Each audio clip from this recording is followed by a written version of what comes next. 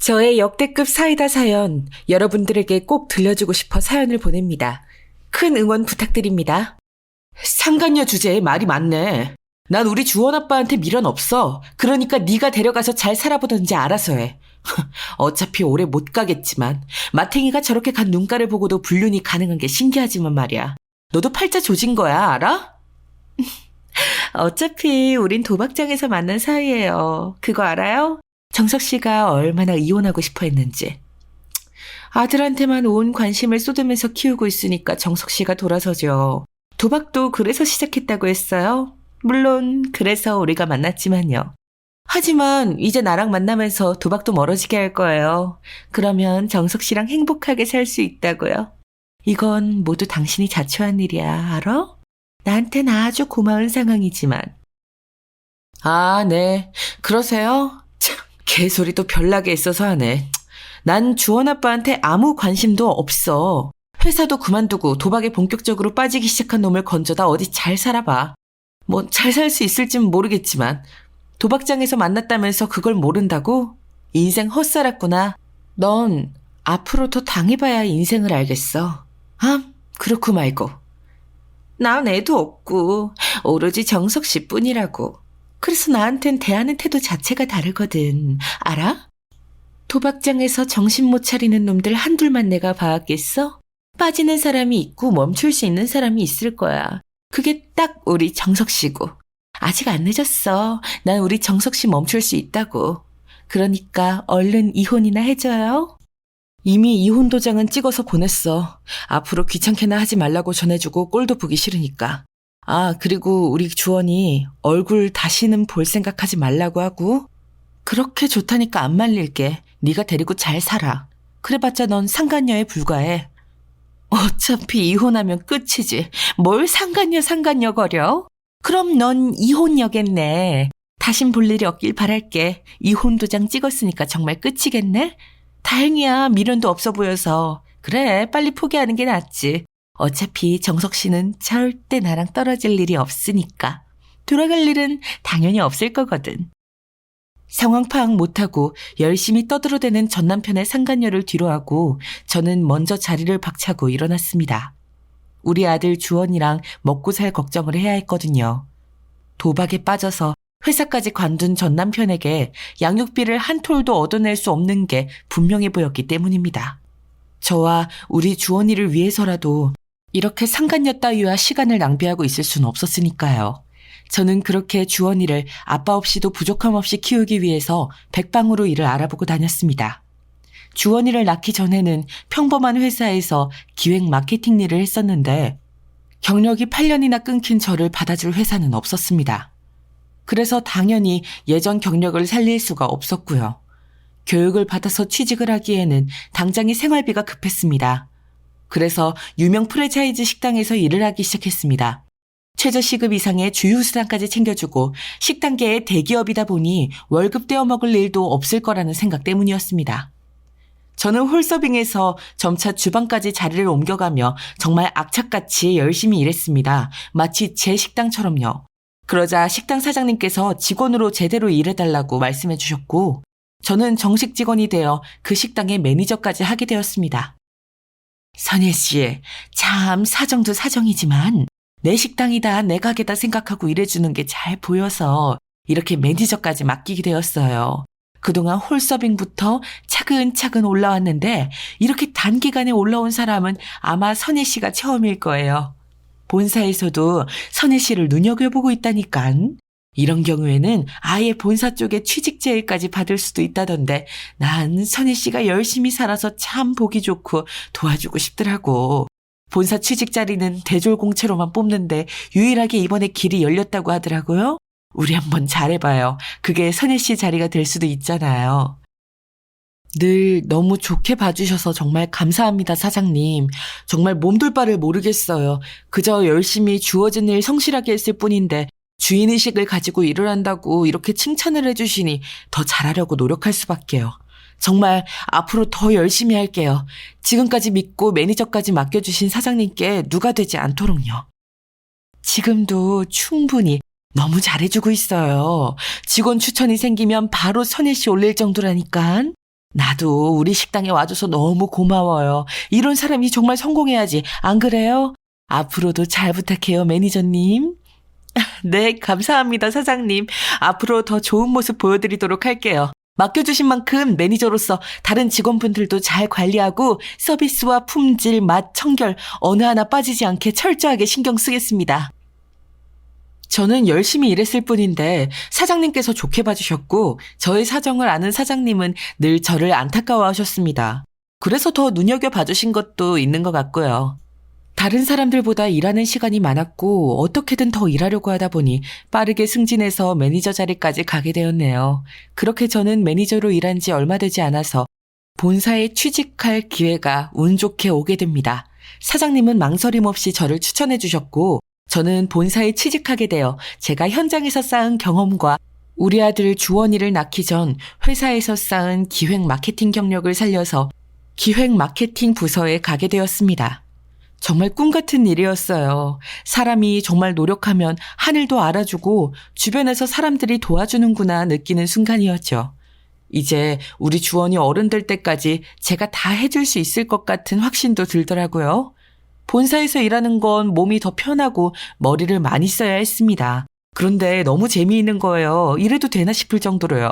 그래서 퇴근하고 주원이랑 놀아준 다음 저는 머리를 싸매고 기획 아이디어를 계속 조사하고 만들었어요. 다음날 회사에 가면 그걸 구현하기만 하면 되었습니다. 그래서 회사에서도 슬슬 인정을 받고 자리를 잡아가게 되었죠. 그렇게 저는 점차 남편과 함께 살 때보다 생활적으로 더 안정적이게 되었습니다. 전 남편을 진작 버릴 수 있어서 다행이란 생각까지 하고 있었으니까요. 아니, 정확하게 말하면 잊고 살았습니다. 그런 전 남편 따위를 생각할 시간조차 아깝게 느껴졌거든요. 그렇게 잘 살아가고 있는 제 앞에 갑자기 제 눈을 의심할 만한 상황이 펼쳐지더라고요. 퇴근하고 집에 가려는데 누군가 제 팔을 붙잡는 겁니다. 저를 그렇게 붙잡을 사람이 없어서 너무 깜짝 놀라 경계를 하면서 천천히 뒤를 돌아보았는데 정말 못 잊을 어마어마한 모습으로 나타난 그 사람은 바로 전 남편의 상간녀였습니다. 전 남편과 이혼 후 몇 년이 지났지만 절대 지울 수 없는 그 얼굴이죠. 아니 글쎄 전 남편의 상간녀가 누구한테 얻어맞았는지 아주 퉁퉁 부은 얼굴로 저에게 찾아온 것이었습니다. 놀라 당황하고 있던 저에게 불쌍한 얼굴로 흐느끼며 전 남편의 상간녀가 이렇게 말하더라고요. 복수 도와주시면 3억 드릴게요. 제발 도와주세요. 부탁드려요. 저 이거 얼굴 정석 씨가 그런 거예요. 그 새끼 완전 도라이에 미친 새끼였다고요. 왜 맞고 살았다고 이야기하지 않은 거예요? 나한테 미안하죠. 그러니까 제발 도와달라고요. 같이 복수할 사람이 정말 당신밖에 없다고요.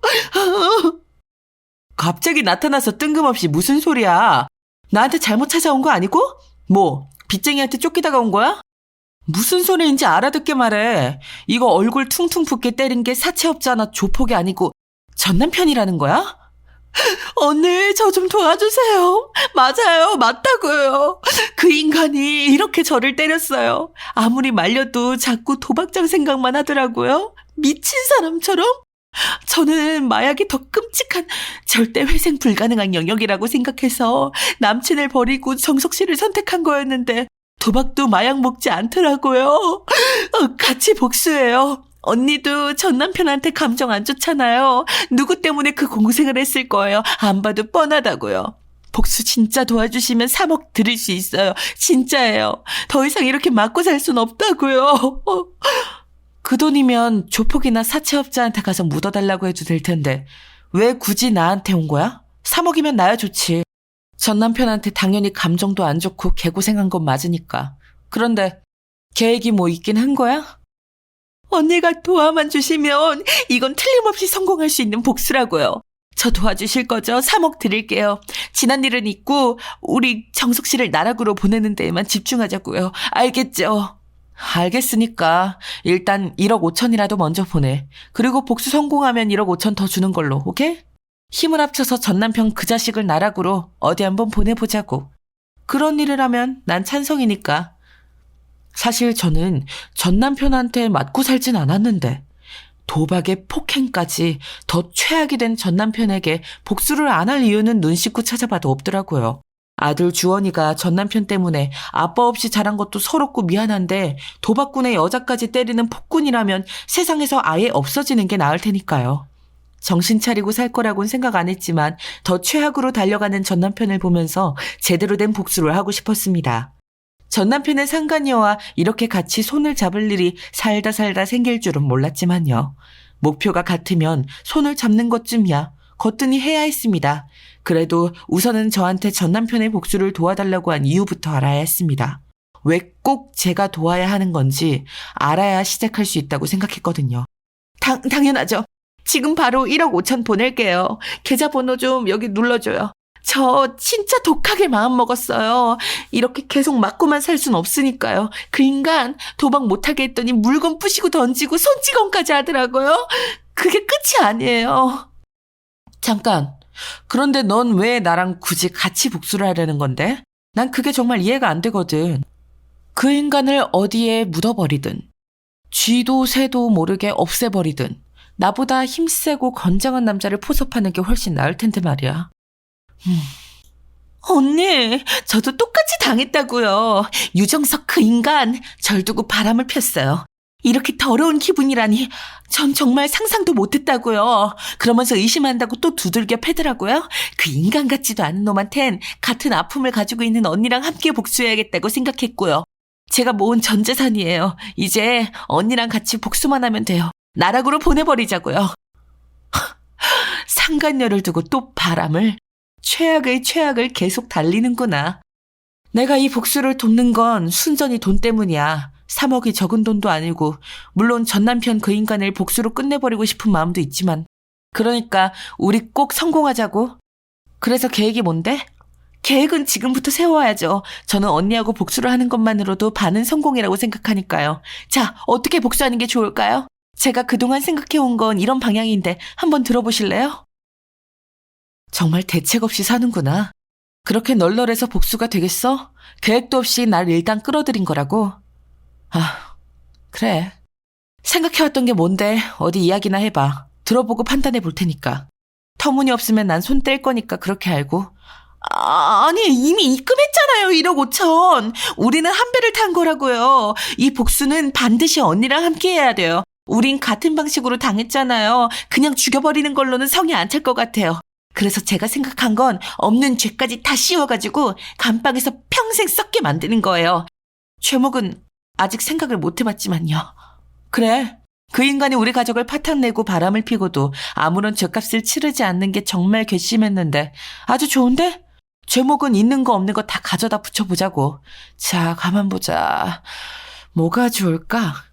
일단 너 유정석 그 인간 만나기 전에 만나던 남친이 마약쟁이라고 했지? 그러면 마약 구할 수도 있지 않나? 마약 혐의까지 씌워버리자고. 우와, 언니 정말 천재예요? 무슨 아이디어가 이렇게나 좋아요. 세상에. 그건 어렵지 않게 구할 수 있어요. 구해서 경찰한테 잡혀가기 전에 마약에 쩔게해서 보내버리자고요. 그것만 하면 오래 안 살고 나올 텐데. 아, 저 폭행한 건 다 병원 가서 진단서 떼어놓을게요. 또 없을까요? 마약만으론 부족하지. 도박판에서 유정석 그 인간을 만났다고 했었지. 그러면 도박판 뒤를 봐주는 조폭도 있지 않나? 걔네들 털어버려야 하는 범죄들이 많을 거 아니야. 예를 들면 사기나 도박, 불법 그런 것들. 아주 넘쳐나죠. 그런데 그건 왜요?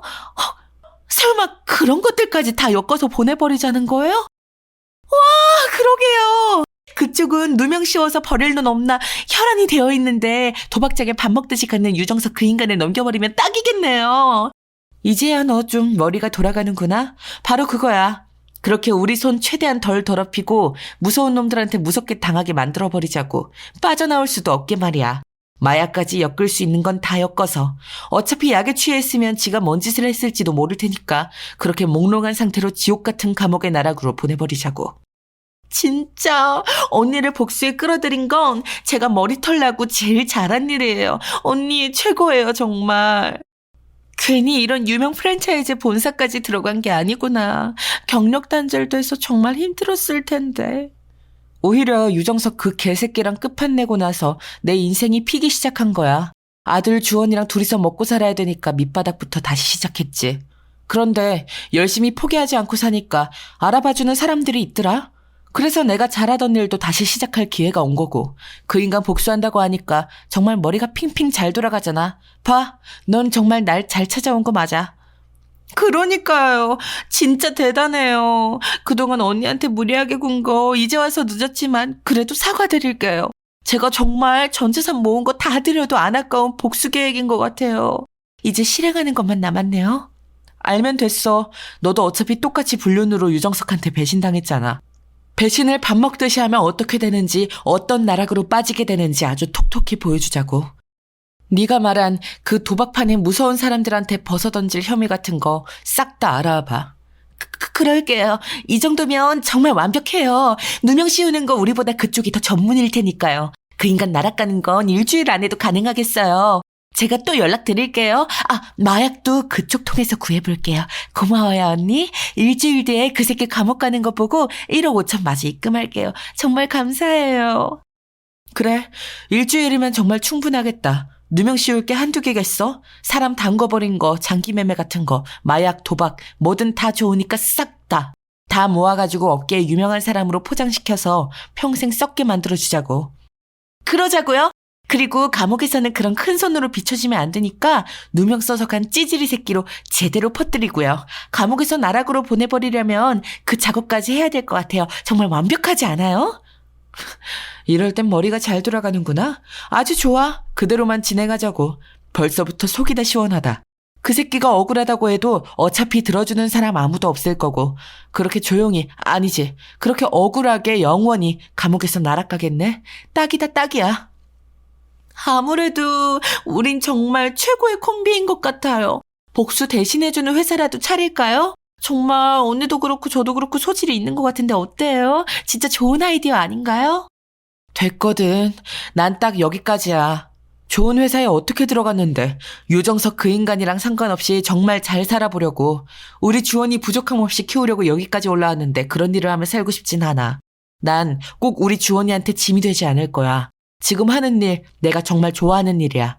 그런 좋은 회사는 계속 다녀야 말이 되지 않겠니? 하긴 언니는 지금 유정석 그 인간이랑 이혼하고 승승장구하고 있으니까요. 알겠어요. 가끔 아이디어 필요할 땐 살해할 테니까 아이디어만 좀 줘요. 그건 어때요? 언니가 범죄에 가담하는 건 아니니까요. 그냥 지금처럼. 일단 이번 복수부터 성공시키고 말해. 너 엄청 들떠있다. 이럴 때일수록 조심 또 조심해야지. 일 잘 처리하고 일주일 뒤에 연락해. 그 전에 유정석 그 인간이 깜빵에 가면 더 빨리 연락 주고. 나도 기대가 되네. 그러게요, 언니. 고마워요, 정말. 이렇게 복수 도와줘서. 언니가 아니었으면 이렇게까지 힘 안 들이고 복수할 수 없었을 거예요. 꼭 복수 성공시킬게요. 도박장 오빠들한테 연락해야겠다. 의외로 이런 이야기를 하니까 전 남편의 상간녀가 머리가 꽤 돌아가더라고요. 유정석 그 인간이 감옥에 가서 편하게 살지 못하게 해야 된다는 생각까지 하다니 저는 사실 거기까지는 생각 못했거든요. 역시 이런 건 그쪽에 몸담았던 사람이 제대로 아나봅니다. 생각지도 못했던 복수에 가담하게 된 저는 걱정이 안 되었다면 거짓말이고요. 정말 제 전남편한테 전남편이 하지도 않은 절도, 마약, 폭행, 살인, 도박장 운영 등등 수많은 죄들의 누명이 제대로 씌워질지 걱정이 되더라고요. 그런데 저의 그런 걱정은 정말 기우였더라고요. 일주일도 안 가 남편은 경찰서에 잡혀 들어갔습니다. 죄목이 정말 엄청나게 많더라고요. 도박장에서는 범죄가 밥 먹듯이 일어나니까 누명을 씌울 것도 정말 많았나 보더라고요. 약에 취해 있는 전 남편의 보호자로 전 남편의 상간녀가 가게 되었고, 미리 준비해둔 병원 진단서를 내보이며 가정폭력까지 추가로 집어넣었죠. 정말 완벽한 복수였습니다. 그렇게 깜빵에 쳐놓고 폰에서 은행에 알림이 울렸거든요. 1억 5천이 마저 입금되었다는 내용이었죠. 그리고 곧바로 전 남편 상간녀에게서 전화가 왔습니다. 벌써 보냈네. 1억 5천을 마저. 정말 3억이 있긴 했구나. 거짓말일 수도 있겠다 싶었는데 진짜였어. 아무튼 고맙다. 3억이라는 돈을 복수 도와줬다고 주고 말이야. 이제 너도 그동안 하고 싶었던 일을 하면서 살아. 복수라는 건 위험한 일이니까 추천하고 싶지는 않고, 그것도 네 인생이고 네 선택이지만 말이야. 언니, 지금 나 걱정해주는 거예요? 조금 감동인데요. 사실 제가 언니가 생각하는 것보다는 머리가 훨씬 좋거든요. 이걸 말하는 게 좋으려나 아니려나. 그래도 뭐 언니니까 특별히 얘기해 줄게요. 뭔데 이렇게 뜸을 들여? 얘기할 거면 빨리 해보던가. 복수 계속하겠다는 그런 얘기면 나한테 굳이 얘기하지 마. 난 복수에 가담할 생각 더는 없으니까. 충분해, 지금 복수. 내가 생각할 수 있는, 내가 손 안 대고 안전하게 할 수 있는 최고의 복수였으니까. 아니요. 그게 아니라, 그게 유정석 그 인간한테 누명 씌울 수 있게 하는 조건으로 그 오빠들이 1억을 더 줬거든요. 언니 아이디어로 저는 1억을 벌어버린 거라고요. 그래서 언니한테 3억 주는 거 하나도 안 아까워요. 그리고 이렇게 돈 되는 걸 알았으니 저는 멈출 수 없을 것 같고요. 뭐? 와, 그래. 그 도박장 그놈들 입장에선 누명 씌울 놈이 필요했는데 딱 하니 가져다 준 셈이잖아. 고마울 만도 하지. 1억이라고? 그래, 한탕하고 1억이면 할만하지. 그럼 말리지 않을게. 내 아이디어는 계속 그대로 사용해도 상관없어. 다만 내 이름만 앞으로 빼줘. 내가 가담한 건 딱 여기까지니까. 당연하죠, 언니. 그냥 난 양심상 얘기해 준 거예요. 이런 걸로도 돈은 벌 수 있다고요. 하지만 회사에서 착실하게 싸우면서 살아가는 걸 너무나 좋아하고 행복해하는 언니를 끌어들일 수는 없지요. 알겠어요. 그냥 난 그 3억, 그거 이상으로 벌 거라는 거예요. 혹시나 돈 생각이 나면 얘기해요. 언니는 언제든 환영이니까. 그나저나 그 새끼 뭐라고 말하면서 감방 갔는지는 안 궁금해요? 그래, 유정석 그 인간 감방 가면서 뭐라고 하디? 그냥 감방 가서 죗값 치른다는 게 중요했지 뭐 마지막 말 뭐 그런 건 안중에도 없었네. 네가 말하니까 갑자기 궁금해지잖아. 어디 얘기 꺼낸 김에 말해봐. 뭐라고 했는데? 언니는 참 쿨하단 말이야. 난 그런 언니가 정말 신기하고 너무 마음에 들어요. 비록 우리가 전 아내 상간녀 관계로 만났지만 말이에요. 유정석 그 인간은 약에 취해서 개거품 물면서 온갖 헛소리를 해댔어요. 그러다가 경찰이 계속 깨우니까 날 알아보고 쌍욕을 하더라고요. 자긴 억울하다면서. 이런 일들은 하나도 모르는 일이라고 소리치면서요. 하지만 그걸 경찰이 믿어줄 필요도 이유도 없잖아요. 그냥 묻혔죠 뭐. 마지막까지 참 찌질하구나. 그래, 감방에 들어가기 전에 마지막을 본 소감은 어때? 정말 잘했다 싶어? 나야 뭐 그 인간 입고 산 지 꽤 돼서 사실 큰 감정의 동요는 없거든. 너처럼 맞고 산 적도 없고 말이야. 다만 또 불륜을 저질렀다길래 그냥 감방에 가서 살았으면 좋겠다. 가정 파탄 내고 그렇게 계속 아무 일 없다는 듯 사는 게 꼴보기 싫어서 복수에 참여한 거니까 뭐 3억이란 돈도 컸고. 당연히 통쾌하죠. 날 때리던 유정석 그 인간이 그렇게 맥없이 고꾸라져 있을 때 참 묘한 희열이 느껴졌어요. 그리고 약에 취해 있다가 깨서는 난리를 쳐도 이제는 무섭지가 않더라고요. 어차피 날 때리지 못할 걸 알아서 그런가 봐요. 이번에 바람난 건 유부녀거든요. 둘이 아주 꼴에 도박을 하러 와서 눈이 맞은 거죠. 원래는 그년도 같이 보내버리려다가 말았어요. 알아서 벌벌 떨고 있을 테니까요. 유정석 그 인간이 이렇게 깜빵에 가버렸으니 언젠간 자기도 당하지 않을까? 그런 공포감에 떨면서 살게 만들 거예요. 참 가지가지 했구나. 그래, 그렇게 될 거야. 어차피 넌 계속 이 바닥에 있을 거라며. 유정석 그 인간이랑 바람난 유부녀 얘기까지는 내가 궁금하진 않아서 말이야. 어쨌든 고생했고 앞으로 너의 사업이라고 해야 하나? 그게 잘 되길 바랄게. 난 우리 아들 주원이한테 떳떳하게 사는 거에만 집중할 거니까 연락하지 말고. 알겠어요. 곧 되게 빼네. 언니의 천재적인 아이디어들이 그리울 거예요. 고마웠어요. 다음에 돈 필요하면 언제든 얘기해요. 내가 언니는 특별히 빌려줄게요. 이자 적게 받고요. 업계 최하로다가. 그럴 일 없네요. 그럼 이만. 난 우리 주원이 챙겨야 돼서. 같이 복수하자고 해준 건 고마워. 나야 마다할 이유가 전혀 없었으니까. 덕분에 2다리 뻗고 앞으로 더 시원한 마음으로 살 수 있겠거든. 잘 살아라. 그 통화를 마지막으로 전남편의 상간녀와는 연락을 하지 않았습니다. 갑자기 전남편의 상간녀와 복수를 계획하고 복수에 성공하기까지 그렇게 오래 걸리지 않아서 아직도 어안이 벙벙하긴 하거든요. 그래서 더 잊고 살려고 하고 있고요.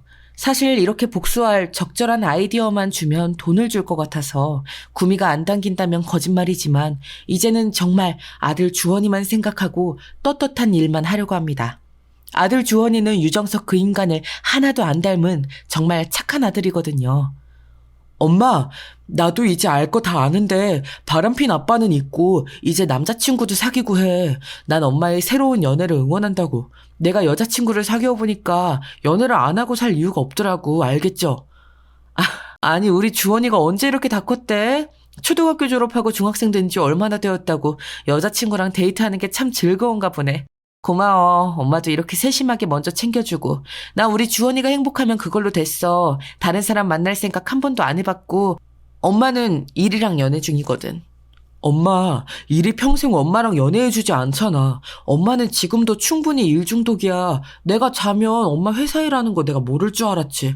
나 사실 다 알아요. 엄마, 충분히 회사에 능력 보여줬고 잘 나가잖아. 이제 좋은 사람 만났으면 좋겠어. 내 걱정하지 말고, 알겠지? 난 그러면 좋겠어요.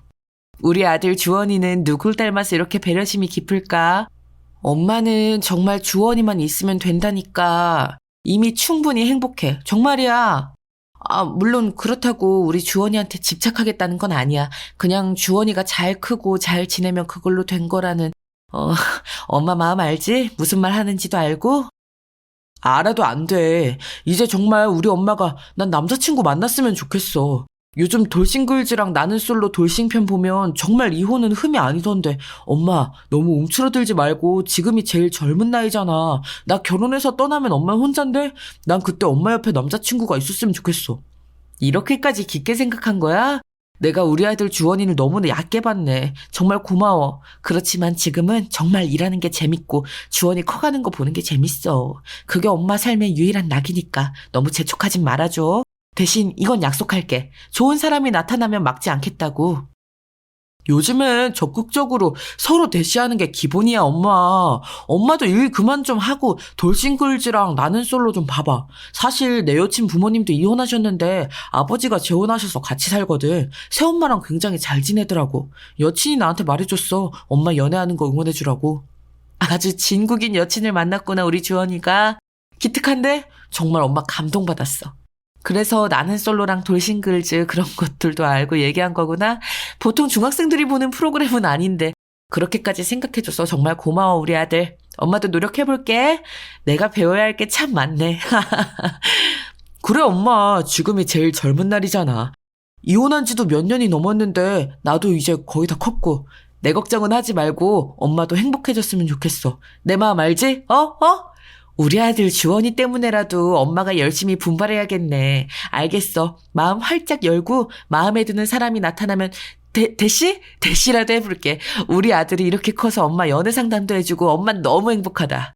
저는 앞만 보고 달리는 경주마처럼 살았는데 그 사이 우리 아들 주원이가 정말 바르게 잘 커주었더라고요. 제가 일만 하면서 외롭게 지낼까봐 걱정해주는 그 마음이 너무 예뻐서 울컥했습니다. 눈물이 핑 돌더라고요. 꾹 참았지만요. 언제 이렇게 다 큰 걸까요? 게다가 좋은 여자친구를 사귀는 것 같아서 더 다행이더라고요. 이렇게만 행복하면 정말 더할 나위 없이 기쁠 것 같았습니다. 아무런 문제가 앞으로 없을 것 같은, 아니 어떤 문제가 생긴다 해도 다 헤쳐나갈 수 있을 것 같은 그런 느낌이라고 해야겠네요. 그래서 아들의 응원은 허투루 듣지 않으려고 했습니다. 저도 유정석 같은 인간은 깜빵으로 치워버리고 이제 정말 자유가 된 거나 다름없으니까요. 아들이 연애도 잘하고 있고 저를 생각해준다는 사실에 저는 더 든든해져서 일에 몰두할 수 있었습니다. 그러면서 또 승진을 하게 되었는데 총괄 본부에 들어가게 되었습니다. 총괄 본부장님을 그렇게 만나게 되었고요. 총괄 본부장님은 정말 놀랍게도 저의 대학 시절 선배였고요. 제가 정말 좋아했었던 인기도 많고 잘생기고 똑똑했던 선배를 세월이 흘러 다시 보게 되더니 정말 꿈만 같더라고요.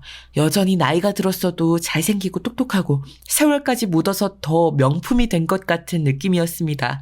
사람이 반짝반짝 빛나는 느낌이 바로 이런 게 아닐까요? 여러분이 저라면 어떻게 하실 건가요? 그 선배는 저를 알아보고 따로 점심을 사주더라고요. 저는 너무 기뻐서 선배와 대학 시절 이야기를 하면서 이야기꽃을 피웠습니다. 처음으로 이를 잊고 그 시절로 돌아간 듯한 기분을 느낄 수 있었어요. 선이야, 정말 오랜만이다. 이렇게 만날 수도 있구나 싶어서 참 놀랐어. 잘 지냈어? 넌 여전히 예쁘네. 이건 반칙이지, 안 그래? 우리 회사 다니고 있는 줄 알았으면 진작에 찾아보는 건데. 선배도 참, 선배야말로 더 잘생겨지게 있기에요. 무슨 나이 들수록 더 명품이 된 거예요. 여전히 선배는 잘 나가네요. 똑똑하고 멋지고 모두의 선망의 대상이고 선배랑 같은 회사에 있는지 저 정말 몰랐어요. 영광이네요, 참. 그렇게 봐줘서 고마워. 그런데 그렇게 잘 나가고 선망의 대상이고 그런 건 아니야. 딸 혼자 키우느라 바쁘달까. 늘 먼저 간 아내만큼 해주지 못해서 혼자 열등감 느끼면서 산달까. 네? 선배 그러면 혼자 딸 키우면서 살아요? 아내분은 어떻게 먼저 갔다는 건 혹시 아휴 아이고 선배 정말 그동안 고생 많았겠네요. 저는 그런 것도 모르고 미안해요. 그런 얘기하게 돼서. 에이, 아니야. 내가 먼저 꺼낸 건데. 선이 너한테는 먼저 말해주고 싶었어. 그리고 어차피 같은 부서라 알게 될 텐데 뭘. 내 아내는 7년 전에 암으로 세상을 먼저 떠나버렸어. 그리고 난 눈에 넣어도 안 아픈 그런 예쁜 딸을 혼자 키우게 되었고. 지금은 그래도 많이 능숙해졌어. 선배, 그랬군요. 선배 참 대단해요. 혼자 그것도 딸 키우는 거 정말 쉽지 않았을 텐데. 저는요, 남편이랑 이혼하고 아들 혼자 키우고 있어요. 이혼한 지는 벌써 10년도 훌쩍 넘었고요. 그런데요, 선배, 살다 보니까 사라지더라고요. 그리고 못할 것도 없었고요. 그래서 제가 이 회사에서 다시 일할 수 있게 된 거고요. 선예, 너는 대학 때도 늘 그랬어. 강인하고 씩씩하고 눈빛이 빛났어. 난 널 초롱이라고 저장해놨었는데 그 정도였다니까? 그래서 선이라면 당연히 그렇게 살아왔을 것 같아. 이렇게 다시 보니 정말 반갑다. 네? 초롱이요? 아, 그게 뭐예요, 선배? 정말 이렇게 보면 선배도 참 엉뚱한 면이 있다니까요. 선배, 지금도 제 번호 가지고 있어요? 저 번호 대학 때부터 쭉 같은 번호인데. 아, 그럼 당연하지. 우리가 대학 졸업하고 계속 연락을 안 하고 지내서 나 결혼할 때만 부르고 내 아내 장례식에는 부르질 못했어. 미안. 부르는 게 더 실례일 것 같아서 그랬네. 아, 선배도 참 미안할 일도 많네요. 뭐가 미안해요, 그게. 전혀 마음에 담아두지 마세요. 저도 똑같죠, 뭐. 선배 연락처 아직 있는데 한 번도 먼저 연락 안 했잖아요, 저도. 그럴 일도 없었고 그럴 겨를도 없었고요. 이렇게라도 다시 만나서 저도 얼마나 기쁜지 몰라요. 앞으로 잘 지내봐요. 그래, 선혜 너랑 이렇게 다시 보니까 정말 좋다. 일하면서 모르겠는 건 언제든 사내 메신저로 물어보고 내가 설명이 필요한 건 회의실로 불러서 따로 설명해 줄게. 앞으로 나도 잘 부탁한다. 우리 부서에 온 걸 환영해. 아, 환영해줘서 고마워요, 선배. 저 정말로 선배가 리더로 있는 이 총괄 부서에 누가 되지 않도록 최선을 다할게요. 앞으로 많이 가르쳐주세요. 저 정말 잘할게요. 그럼 당연하지. 우리 총괄본부는 정말 체계적으로 돌아가게 될 거야. 우리 선혜가 왔으니까 더더욱. 초롱이, 우리 둘이서 있을 땐 초롱이라고 불러도 될까? 아직도 초롱초롱한 그 눈빛을 보니까 이 별명으로 널 부르고 싶어져서 말이야. 선배 참. 네, 그럼요. 얼마든지요. 저한테 그런 귀여운 별명이 있는지 이제 한 게 아쉬울 정도니까요. 선배가 도와주시는 만큼 더 열심히 정말 잘해볼게요. 초롱이 파이팅, 선배 파이팅. 아니죠. 본부장님 파이팅, 총괄 본부 파이팅. 정말 잘해보겠다는 저를 귀엽다는 눈으로 그렇게 다정하게 쳐다보는 선배의 모습에 정말 다시 한번 반할 뻔했습니다. 물론 저의 착각일 수는 있겠지만요. 선배는 정말 다정하고 멋진 사람이거든요. 게다가 제 별명을 초롱이로 정하고 저장해놨다는 것도 너무 신기했고요. 뭔가 제가 대학 때 선배에게 특별한 후배였나 괜한 기대를 하게 되더라고요. 생각만으로도 설레었고요. 이 설렘은 제가 이 유명 프랜차이즈 본사에 입사하게 돼서 다시 기획 마케팅 일을 하게 돼서 느꼈던 설렘과는 또 다른 설렘이었습니다. 정말 몇 년 동안 죽어있던 연애세포가 다시 깨어나는 느낌이 바로 이런 것일까요? 정말 설레더라고요. 선배랑 한 공간에서 일하니까 더 미치겠고요. 이런 저 비정상일까요? 아들 주원이의 조언에 따라서 정말 나는 솔로랑 돌싱글즈를 몰아보게 하고 있는 지경에까지 이르렀어요. 보다 보니 세상에는 정말 다양한 돌싱들이 있고 다양한 사연이 있고 저만 배우자가 바람나서 이혼한 게 아니더라고요. 사별한 사람도 있고 돈 문제 때문에 이혼한 사람도 있고 정말 성격 차이로 이혼하는 사람도 있고요. 좋게 이별한 사람, 나쁘게 이별한 사람 참 다양하더라고요. 그동안 제가 가지고 있었던 편협한 시각에 크게 반성하게 되었달까요? 그런데 이렇게 제가 갑자기 변한 건 바로 그 대학 선배를 저희 총괄부서 본부장으로 만나게 되면서부터입니다. 아들 주원이가 응원해준 것처럼 먼저 대시를 해야 될까요? 그러다가 회사에서 너무 어색해지고 껄끄러워지는 건 아닐까요? 거절당하면 어떻게 해야 할까요? 그런 생각들에 잠도 못 자는 일이 늘어났습니다. 여러분들이 저라면 어떻게 하시겠어요? 이런 감정이 처음이라 너무 걱정부터 앞서고 있습니다. 요즘은 돌싱이고 그런 게 절대 흠이 아니라지만 걱정이 안 된다면 거짓말이죠. 저는 남편이 바람을 펴서 이혼한 거고 선배는 사별을 한 거니까요. 이혼을 하게 된 이유가 너무나도 다르니까요. 또 제가 살아오면서 겪은 상처들이 선배의 인생에 방해가 될까 그런 생각까지 하고 있거든요. 여러분들께서 새로운 사랑을 다시 시작할지에 대해 고민이 되는 저에게 현명한 조언을 해주실 수 있으실까요? 요즘 이렇게 사랑 이야기가 나오는 드라마들을 다시 보기 시작했습니다. 사연도 사랑 사연 위주로 듣고 있고요. 사랑은 우리 인생에서 가장 아름다운 경험 중 하나잖아요. 그렇지만 새로운 사랑을 시작하는 결정은 매우 중요하고 신중해야 하는 것을 압니다.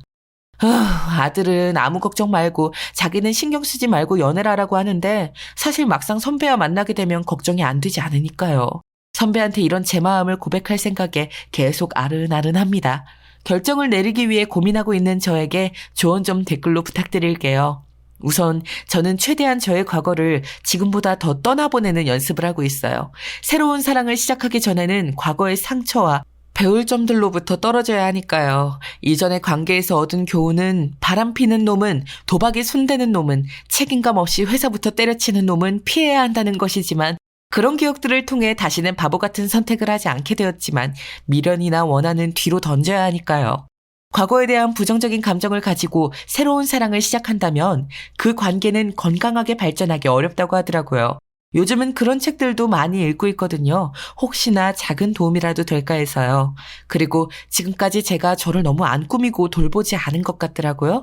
그래서 저 자신을 한번 돌아보면서 돌보는 시간도 많이 가지려고 노력하고 있어요. 새로운 사랑을 시작하기 전에는 자기 자신과의 관계를 살펴보아야 한다고 책에 써 있더라고요. 자신을 사랑하고 존중하는 자세를 갖추어야 한다고 해서요. 물론 책을 읽는 것만으로도 와닿진 않지만 마음을 조금 누르고 진정하는 데는 도움이 되는 것 같습니다. 저 자신을 이해하고 받아들이며 내적인 안정과 행복을 찾을 수 있어야 다른 사람과도 건강한 연애를 할 수 있다고 나오더라고요. 제 자신의 가치를 믿고 사랑할 수 있는 사람과 만나는 것이 중요하니까요. 만약에 선배에게 고백을 한다면 어떤 타이밍이 좋을까요? 시간과 인연이 참 중요하더라고요. 새로운 사랑을 시작하는 시기도 중요하잖아요. 저는 그런 감정이 올라와 있는데 선배는 전혀 생각이 없을 수도 있고요. 막상 적다 보니 또 두려움만 점점 커져가네요. 여러분, 저 어떡하죠? 현명한 여러분들의 조언이 강하게 필요합니다. 좀 도와주세요. 감정이 아직 회복되지 않은 상태에서 새로운 사랑을 시작한다면 이전의 상처를 그 관계에 가져갈 수 있잖아요. 7년 전에 사별한 선배는 아직도 아내분을 그리워하고 있을까요? 과거를 깨끗이 정리하고 새로운 사랑을 시작하는 적절한 시기를 기다려야 한다고 책에는 나와 있던데 그걸 확인하는 방법이 있을까요? 그냥 누군가와 사랑을 시작하기보다는 인연이라는 것을 믿으며 자연스럽게 그 사람과 만나게 될 때를 기다려야 한다는데 저는 자꾸만 조급한 마음이 들어서요. 선배랑 솔직하게 대화해볼까? 그런 생각도 앞서는데요. 새로운 사랑을 시작할 때는 솔직한 대화가 매우 중요한 것 같더라고요. 최근 돌싱글즈랑 나는 솔로 돌싱편을 보면 자신의 감정과 욕구를 솔직하게 표현하고 상대방도 마찬가지로 솔직하게 이야기할 수 있는 관계를 만드는 게 참 중요해 보여서요. 솔직한 대화를 통해 서로의 기대와 가치를 이해하고 서로를 위한 시간을 가지는 것이 중요하니까요. 그리고 신뢰와 이해가 중요한 것 같았어요. 돌싱들끼리는 모두 이전에 상처가 있어서 이로부터 벗어나고 새로운 사랑을 시작하려면 신뢰와 이해가 중요하더라고요. 똑같은 이혼 사유, 똑같은 경험은 없으니까요. 나와 다른 상대방을 신뢰하고 그들을 위한 이해를 보여줄 준비가 되어 있어야 하던데 저는 그 준비가 되었는지 스스로에게 되묻고는 합니다. 물론 모든 관계에는 어려움과 실수가 있을 수 있지만 이를 넘어서고 선배와 함께하고 싶은 마음이 더 큰 건 사실인 것 같아요. 게다가 저희 아들 주원이도 먼저 응원해줬고요. TV 프로그램을 봐도 요새 돌싱이 대세인 것도 맞는 것 같고요. 더 이상 숨지 말고 정말 용기 내봐도 괜찮겠다는 생각이긴 합니다. 새로운 사랑을 시작하는 결정은 결국 개인의 선택이니까요. 선배도 저처럼 이런 돌싱들의 연애에 열려 있을까요? 여러분들께서 조언들을 남겨주시면 충분히 고려해보고 저 자신의 마음과 상황에 맞게 실행에 옮겨보려고 합니다. 진정으로 행복하고 건강한 사랑을 찾기 위해 노력하는 저를 응원해주시면 정말 큰 힘이 될 것 같아요. 저 자신의 결정에 자신감을 가지는 데에도 큰 도움이 될 것 같고요. 여러분들의 현명한 조언 그리고 응원 기다리고 있겠습니다. 사연 들어주셔서 너무 감사드려요. 댓글 남겨주시면 하나하나 꼭 들여다보고 행동에 옮겨보겠습니다. 안녕하세요. 저는 서울에 살고 있는 40대 남자입니다. 저와 제 아내는 7살 차이로 제가 첫눈에 반해서 대쉬했고 연애에 이르렀다가 결혼까지 무던히 이어졌어요. 아내는 엄마 없이 홀로 자랐던지라 상처도 무척 많고 20살쯤 혼자 사회에 나와서 힘들게 살았죠. 그런 사람을 제가 잘 보살피겠다며 큰 꿈을 갖고 프로포즈했어요. 아내 역시 결혼하고 예쁜 가정을 꾸리겠다며 꿈이 가득했었죠. 하지만 이상하게 결혼 후에 아내의 모습은 크게 차이를 보이는 거예요. 뭐가 그렇게 맨날 피곤한지 집에서 자고 있고 제가 점심을 먹을 때쯤 일어나는 건지 그제서 전화를 받더라고요. 오빠 일어났지 지금. 나 어제 새벽에 잤잖아. 늦게까지 영화 보다가 피곤해서 잤어. 아침? 오빠 알아서 먹고 나간 거 아니야? 아 이제 점심으로 먹는다고? 그래 맛있는 거 먹어. 나 지금 순대곱창 시켜 먹으려고. 이러면서 아무렇지 않게 점심 메뉴를 카드로 결제하더라고요. 제 핸드폰으로 전송되어 온 금액은 22,000원이었고 몸집도 작은 여자 혼자서 뭘 그렇게 많이 먹는가 싶었어요. 그래도 신혼이라 콩깍지가 씌어 있었고 아침 출근할 때 늘 안방에서 자고 있는 아내를 보는 게 큰 불만은 아니었는데요. 문제는 이런 시간이 점점 길어졌다는 거예요. 아내는 6개월이 지나고 9개월이 지나도 달라지는 부분이 없었어요. 월 400이 되는 제 월급에서 제 용돈 50만 원을 제외하고 나머지는 다 아내가 관리하기로 했거든요. 그런데 맨날 말일 때쯤 되면 돈이 없다고 하고 매번 외식만 하려고 하더군요. 아, 오빠, 이렇게 더운데 무슨 밥을 해. 나 귀찮아. 그러지 말고 나가서 먹자. 어제 TV 보니까 부대찌개 엄청 끓이는 거 있지. 거기에 사리 추가해서 먹고 밥까지 비벼 먹으면 최고야. 얼른 모자라도 쓰고 나가서 먹자. 이렇게 평일날 저녁 외식은 당연하고 주말에는 패밀리 레스토랑이나 값 나가는 곳에서 꼭 뭘 먹으려고 하는 거예요. 연애할 때야 가끔 만나니 저도 평범하게 돈을 썼지만 결혼은 현실이잖아요. 정말 척척 카드로 다 결제해버리고 대형 쇼핑몰에서 밥 먹고 근처를 돌면서 운동하며 오시며 거침없이 사대는 거예요. 결국 결혼 10개월 차 되었을 무렵인가요? 저는 불쑥 아내에게 물었어요. 그런데 이 말에 아내는 미간을 찌푸리며 기분이 나빠 보이더군요. 영주야, 우리 적금 든 거 얼마나 돼? 신혼여행 다녀와서 그때 적금 넣는다고 하지 않았어? 아니, 월급날이 월초이긴 하지만 월말마다 하도 돈이 없다고 하길래 말이야. 대충 카드 결제 내역 보면 너무 빠듯해 보이는데 적금은 있는 거야? 그랬더니 아내는 입을 삐죽이면서 아무렇지 않게 말하는 거예요. 적금? 초반엔 들었는데 중간에 돈 부족해서 깼어. 다음 달엔 꼭 들 거야. 왜 그러는데? 이 말에 저는 두둥 하면서 약간 화가 나는 거예요.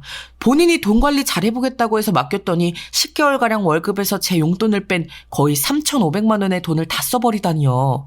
매달 350씩 되는 수입인데 어떻게 하다못해 최소 50씩이라도 저금해두지 못했던 걸까요? 집 대출이자를 내야 하는 것도 아닌 게 신혼집은 어머니와 제가 돈을 합쳐 직접 자가로 샀거든요. 그냥 고슬고슬하게 모으기만 해도 일정액은 충분히 모을 수 있었어요. 남녀 둘이 사는데 아기도 없고 평일엔 집에서 한 끼 정도 먹을까 말까 해요. 자동차도 제 돈으로 이미 다 구입해서 할부도 끝낸 거라 크게 돈 들어갈 곳이 없어요. 그런데 어떻게 그걸 매달 깔끔하게 350씩 다 써버린 거냐고요. 저는 돈 50만 원 갖고 한 달을 나면서 그걸로 기름값이랑 매일 점심 식사값, 커피값, 지인들 만나서 밥 먹는 용도로 쓰고도 몇만 원씩 남겼었거든요. 너무 실망스러워 아내에게 이 부분을 갖고 돌아오는 차 안에서 한참 얘기를 했는데 아내는 이상한 반응을 하는 거예요. 오빠, 내가 뭐 나쁜 데에 돈 쓴 것도 아니고 도박을 한 것도 아니고 뭘 한 것도 아니잖아. 쓸 데가 있으니까 썼어. 밥 먹는 데 쓰고 오빠랑 신혼기분 내면서 주말마다 나가면서 쓰고 그랬던 거라고. 왜 그렇게 화내면서 무섭게 말을 해? 그러면서 마냥 자기 속상하다고 돈 때문에 자기한테 화를 내냐면서 자기가 더 삐지는 거 있죠. 아무래도 안 되겠어서 저는 가계부를 써서 매달 말일마다 보여달라는 요구를 했어요. 다른 거 특별하게 쓰지 않아도 돼. 노트 하나 사서 거기에 매일 얼마씩 썼는지 그런 걸 적으란 말이야. 금액도 금액이지만 용도도 어디에 나갔는지가 중요해. 영주 너도 살림을 처음 해보는 거니까 아직 습관이 안 될 수도 있어. 그런데 우리 애기도 곧 가져야 하고 집도 차도 다 우리 건데 돈 최대한 아껴야지. 지금까지는 어쩔 수 없고 앞으로는 가계부 쓰자. 어? 그런데 이 말에 아내는 벌컥 화를 내면서 짜증을 내는 거예요. 뭐? 가계부? 오빠, 나한테 왜 돈 맡겨놓고 하나하나 다 검열하라고 난리야. 그럼 오빠가 해. 오빠 말 맞다나 나도 첫살림이고 해서 뭘 모른다고. 그런데 뭘 그렇게 가르치려고 하고 막 화를 내. 제가 그렇게 화를 낸 게 아닌데도 아내는 마구 불편해했고 결국 이 이야기는 흐지부지해졌어요. 그런데 그날 밤에 암만 생각해도 이건 아닌 것 같아서 다음날 아침 이렇게 말했답니다. 제 딴엔 매우 합리적인 이야기였는데 아내는 여기서부터 저에게 선을 긋기 시작한 것 같아요. 영주야, 다음 달부터는 내가 생활비를 줄게. 너도 혼자 관리하기 벅차다고 하니까 그게 낫겠어.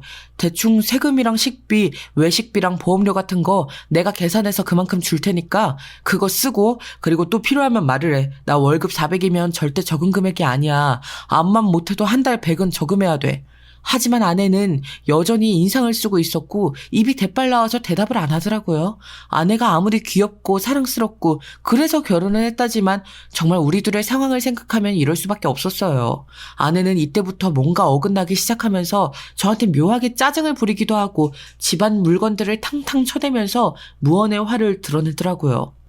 와중에 더 불이 붙게 되었던 건 우리 어머니의 방문이었어요. 제 생각에 어머니도 그러시면 안 되셨을 것 같긴 하지만 어머니 딴에는 비싼 신혼집을 거의 다 사주신 셈이기도 했고 아들 어찌 사는지 들여다보고 싶으셨나 봐요. 게다가 저희 1년차가 되었을 즈음 근처로 이사 오시기도 했으니 운동 가시거나 마트 가시면서 종종 집배를 누르셨나 봅니다. 그때 갑자기 들이닥치신 어머니가 아내에게 이런저런 잔소리를 해대셨나 봐요. 제가 들어도 좀 예민한 내용 같긴 해요. 아이고, 냉장고가 이게 다 뭐냐? 저 오이는 뭐야? 다 썩어서 물이 줄줄 나오네. 세상에 이게 사람 먹고 사는 거 담아둔 거 맞아? 야채들은 다 썩어서 죽으래 먹으려고 이렇게 놔둔 거야? 새끼, 너는 살림을 하기는 하는 거냐? 뭐냐 이게? 그리고 그 옷차림은 뭐야? 곧 애기 가져야 될 사람이 배는 허옇게 다 해놓고 다니고 정말 너는 하나부터 열까지 왜 이렇게 가르칠 게 많냐? 결국 이 트러블이 엄청 커지면서 아내와 어머니는 한바탕 싸우게 되었던 것 같아요. 70세를 넘기신 우리 어머니와 30대인 아내 사이에는 엄청난 세대 차이가 있었겠죠. 두 사람 다 저한테 서로 편들어 달라고 화를 내는데 가운데서 미치겠더라고요. 그런데 이럴 때 중재를 잘 해야 한다지만 저도 마땅히 답이 없었어요. 제 잘못도 있긴 한데 일단 아내에게 어머니 편을 들면서 좀 양보하란 식으로 말을 했거든요. 결국 여기에 더 폭발해버린 아내는 이렇게 마구 따지는 거예요. 급기야는 우울증이 왔다면서 말이죠. 오빠는 나랑 결혼하고 나서 왜 이렇게 사사건건 요구하는 게 많아?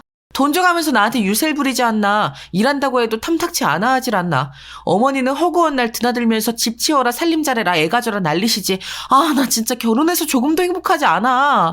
내가 왜 결혼을 했을까? 오빠랑 연애만 오래도록 할 걸 그랬어 진짜. 인생이 나한테 너무 무겁다 오빠. 우울해서 죽을 것 같아.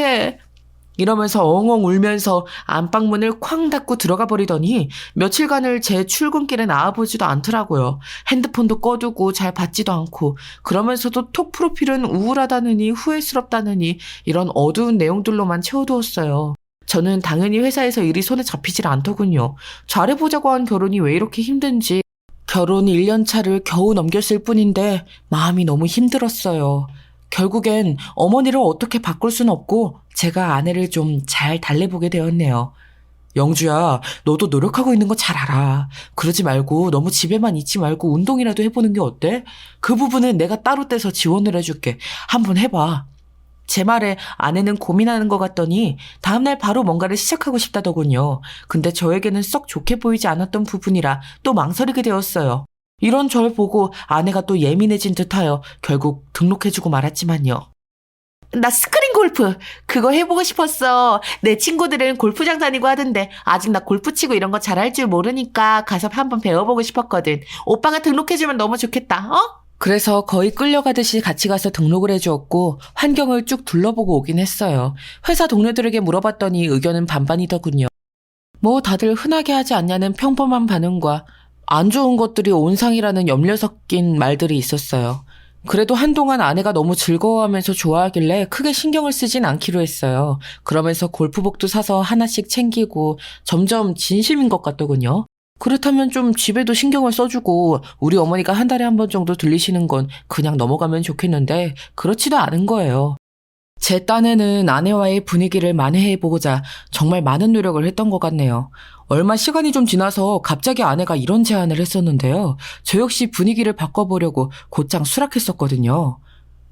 오빠, 나 여기 다니면서 친해진 부부가 있거든? 다음 주에 다 같이 밥 한 끼 먹자고 하는데 부부 동반으로 가볼까? 거기 부부 오빠랑 동갑이래. 내가 제일 막내야. 한번 같이 가보자. 어? 저는 워낙 낯선 자리를 기피하는 성격이라 안 내켰지만 함께 참석하게 되었는데요. 제 또래라고 하던 그쪽 부부는 남자분 풍채가 좋고 키가 크더라고요. 제 또래라곤 하지만 한두 살은 더 어려 보였어요. 되게 호쾌하게 인사해 오더라고요. 안녕하세요. 저는 김창수라고 합니다.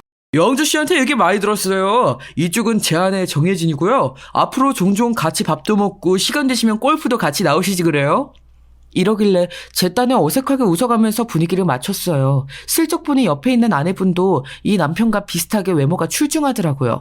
마치 모델 마냥 둘 다 키도 크고 체격도 좋고 외모도 눈에 확 들어오게 생겼어요. 그렇게 해서 패밀리 레스토랑에서 가볍게 밥을 먹는 동안 각자 부부 얘기밖에 공통 화제거리가 없으니 이런저런 얘기를 하게 되었답니다. 근데 아내가 은근슬쩍 제 험담을 하는 거예요. 뭐랄까 슬쩍슬쩍 불만이 많다는 식으로 말을 하는데 자주 본 자리도 아니고 처음 본 자리인데 아무리 장난이라지만 좀 기분이 언짢았어요. 우리 오빠는요. 저 이거 골프 치게 해줄 때에도 엄청 말이 많았어요. 게다가 얼마나 짠돌이인데요. 하나하나 돈 쓰는 거 가계부스라고 하고 난리도 아니에요. 예진 언니는 창수 오빠가 그런 거 절대 안 시키죠. 그러자 그쪽 예진이라는 분은 당황해서 저를 보더니 이내 웃으면서 고개를 젓더라고요. 아, 근데 나는 내가 쏟는 편이야. 돈 흐름은 알아야 되니까 그래야 편하더라고.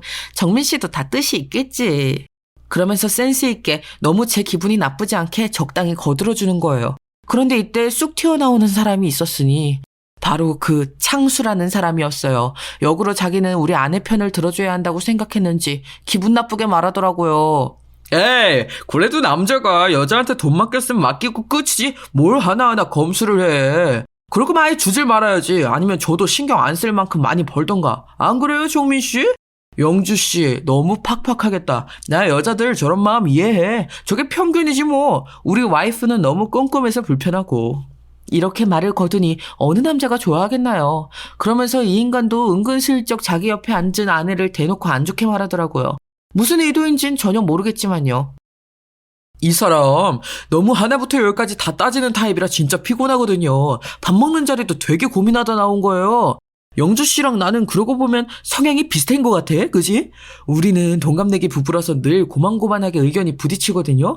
정민 씨야 이렇게 어린 와이프 만났으니 얻고 다녀야지 뭐 이런 데서 할 말은 아닌데 그거 하나는 기똥차게 부럽네요. 이러면서 말하는데 뭔가 사람이 썩 고급진 느낌이 안 들었어요. 외모야 훤칠하고 멋있었고 손에도 비싼 시계를 찬 데다가 끌고 온 차도 외제차였지만요. 그런데 우리 아내도 정도껏 눈치를 봤어야지 이 남자의 한심한 대화에 껴서는 뭐가 그리 신났는지 자꾸 거두는 거예요. 그 집 아내 표정이 점점 나빠지는데 말이죠. 어머머 왜? 나는 예진 언니의 저 귀티나는 외모와 연예인 같은 얼굴이 너무 부러운데 아무리 여자는 나이가 깡패라고 하지만 내가 예진 언니를 이길 순 없지. 창수 오빠는 예진 언니 같은 와이프 얻은 거 고맙게 생각해야 되잖아. 안 그래? 이러면서 거의 반존대를 왔다 갔다 하면서 너무 편하게 말을 하는 거예요. 제가 아내에 대해서 완벽하게 아는 건 아니지만 아무리 봐도 저건 진짜 칭찬 같진 않았어요. 너무 허물없이 말을 트고 지내는 듯한 모습에 저는 내내 불쾌했고 그날 집에 돌아와서도 한마디도 하지 않았습니다. 아내는 이후에 저보고 몇 번 또 그 모임에 가자고 하고 혹은 스크린 골프를 같이 다니자고 했어요. 하지만 저는 곧장 거절했답니다. 그런 스포츠를 좋아하지도 않고 그때의 분위기가 너무 짜증났기에 더는 엮이고 싶지 않더라고요. 잠깐 기분 전환용으로 다니는 줄 알았던 스크린 골프는 어째 날이 갈수록 점점 몸집이 커지는 것 같았어요. 무슨 골프복을 그렇게 사대는 건지 모임이 생기고 또 누구랑 친해졌다면서 나가는 횟수가 늘어나더군요. 저는 점점 마음이 복잡해졌고 이제 시간이 훅훅 지나 결혼 2년 차에 들어갈 텐데 아내는 아기 가질 생각도 전혀 없어 보였어요. 왜? 애기 생기면 다들 신혼 끝이라잖아. 나는 한 3년 차까지는 더 놀 거야. 아직 나이도 적당하고 나는 충분히 애기 가질 수 있거든. 나이 있는 사람들이나 불안하지. 예진 언니 봐봐. 얼굴만 반반하면 뭐해? 몸속은 아주 팍팍 늙었을 텐데? 창수 오빠만 안 됐지 뭐. 그러면서 아내의 온 관심은 스크린 골프의 50% 그리고 그 집 부부의 50% 맞춰져 있는 것 같더라고요. 저랑 집에서 밥을 먹거나 거실에서 TV를 보거나 뭘 할 때에도 온종일 골프 얘기에 그 집 부부가 해외를 갔네, 명품 뭐를 샀네, 그런 얘기밖에 없었어요. 그런 와중에 제가 파악한 부분은 아내가 생활비를 여전히 구분 없이 쓰고 있다는 것이었어요. 식비랑 외식비, 경조사비나 생필품비 같은 명목으로 쓸 돈만 200만 원 정도로 매달 줬었거든요. 그런데 어째 매번 냉장고는 텅텅 비어있고 집에 쇼핑백만 가득 들어 차는 거예요. 집안은 주말에 제가 같이 청소를 하지 않으면 발에 먼지가 채일 지경이었고요. 이 부분으로 우리는 또 다툼이 오가게 되었고 화가 난 저는 스크린 골프를 그만두라고 했어요. 그런데 아내는 짜증을 내면서 절대 그럴 수 없다는 거예요. 뭐야? 그럼 이제서 살림이라도 좀 신경 써.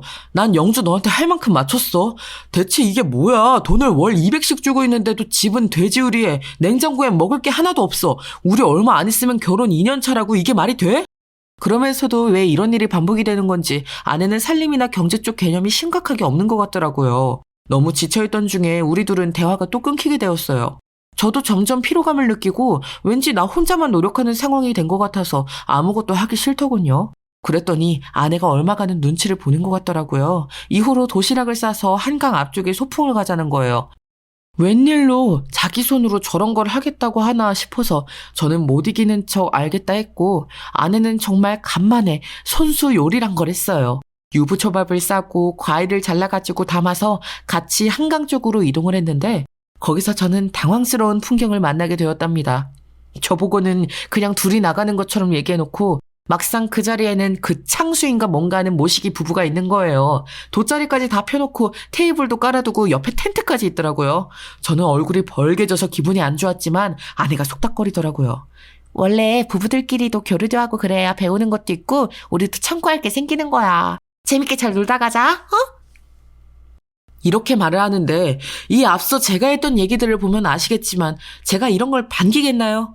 어디까지나 너무나 아내 위주의 만남이고 즉흥적인 행동이라 내내 불편했어요. 게다가 중간에 도시락을 깔아두고 치킨과 이것저것 테이블에 올려서 같이 먹는데요. 제 눈앞에서 아내가 그 창수란 인간한테 반찬도 놔주고 그 집 아내도 안 하고 있는 일을 쓸데없이 하는 거예요. 딱 봐도 그 아내 예진이라는 분의 표정은 꽤나 굳어 있었어요. 그걸 보고 있는 저도 기분이 나쁜데 예진 씨라는 분은 얼마나 기분이 나쁠까 싶더라고요. 아내가 엄청 콧소리를 내면서 캔도 따주고 과일도 놔주는데 눈치가 없어도 적당히 없어야지 슬슬 짜증이 났어요. 가려고 말하려는 판국에 갑자기 그 예진 씨가 자기 남편 창수를 부르더니 저쪽 텐트 너머로 사라지더군요. 딱 봐도 이 모임은 망했다 싶었어요. 캔 정리하면서 슬쩍 보니 둘이 싸우고 있는 듯하여 우리도 서둘러 정리하고 대충 나왔네요. 그렇게 돌아오는 차 안에서 아내는 이런 분위기가 자기 때문인지도 모르고 한심한 소리를 하더군요. 예진 언니 말이야. 저번에 창수 오빠 말로는 되게 통이 크대. 그니까 좋은 의미로 통 크다는 게 아니라 저번에 오빠 앞에서 뭐 자기는 절약하고 가계부를 쓰네. 되게 고고한 척 했잖아. 작은 돈을 아껴 쓰는데 돈 크게 나가는 명품이나 비싼 가전 같은 건 훅훅 써버리나 봐. 그리고 얼굴 봐봐. 이번에도 눈 밑에 지방인지 뭔지 넣어서 한동안 선글라스 쓰고 나왔다니까? 얼마나 어려지고 싶은 건지 하여간 언니도 욕심 대단해. 듣다 보니 저는 좀 그래서 이렇게 말을 했는데 아내는 뜨끔하면서 기분이 나빴나 봐요. 영주 너 저 언니랑 친한 거 아니었어? 보니까 별로 안 좋아하는 것 같네. 게다가 뭔 그렇게 저 집 사정을 잘 알아. 그 창수인가 뭔가가 그런 얘기까지 영주 너한테 해줘? 왜? 아니, 저번에 오빠도 봤잖아. 창수 오빠는 그냥 모두 다 있는 앞에서 예진 언니 얘기를 나쁘게 해. 와이프가 마음에 안 드는 거지. 솔직히 저 오빠 외모 거의 연예인급에다가 돈도 많잖아. 그런데 자기랑 동갑이고 여자로서 나이가 많고 성격도 안 맞고 저렇게 툭 하면 싸우니까 싫어진 것 같아. 저 언니도 좀 그래. 부자인 남편 만났으면 감사한 줄 알아야지. 맨날 모임 나와서 표정도 안 좋고 아까도 나한테 계속 퉁퉁거리더라. 내가 자기 남편 것까지 챙겨줘서 저 언니는 싫은 거야. 여기서는 저도 좀 할 말이 생겨 뭐라고 했어요. 근데 그건 영주 네가 잘못한 거야. 옆에 아내가 뻔히 있는데 왜 네가 앞에서 먹을 걸 같이 챙겨주고 캔을 따줘. 내 눈에도 보기 좀 그랬어. 그러니 아내도 빽 하면서 따지지 뭐예요. 우리 싸움으로 번지게 되었더군요. 뭐야? 내가 뭐 딴 생각 있어서 그랬겠어? 다 같이 모였으니까 좋은 게 좋은 거라고 그런 거지. 앞만 봐도 저 언니는 나 견제하는 게 분명해. 내가 자기보다 나이도 훨씬 어리고 좋고 피부도 좋고 하니까 같이 있으면 짜증나나 봐. 전에 창수 오빠도 그랬거든. 예진이가 더 신경 쓴다고. 여기까지 듣고 있으니까 머리가 어지러워서 듣기 싫더라고요. 저도 그냥 의식의 흐름대로 말을 했는데 아내는 제 말에 엄청나게 흥분해서 눈이 뒤집어지는 거예요. 뭐 그렇게까지 말할 게 있어? 그 예진 씨인가 그분도 엄청 미인이잖아. 본인 못지않게 와이프도 연예인급으로 생겼던데 뭘 새삼 나이를 따지고 그래.